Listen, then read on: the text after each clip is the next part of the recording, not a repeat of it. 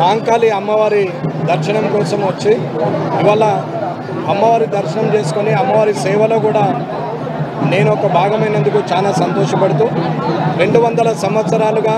అమ్మవారి సేవలో ఉన్న ఈ సికింద్రాబాదు ప్రజలు కానీ హైదరాబాద్ ప్రజలు కానీ ఇక్కడికి విచ్చేసి రాష్ట్ర వ్యాప్తంగా అందరూ కూడా అమ్మవారిని దర్శించుకొని వారి జీవితాలు బాగుండాలని అమ్మవారి ఆశీర్వాదం కోసము వచ్చి అమ్మవారి చల్లని చూపులకు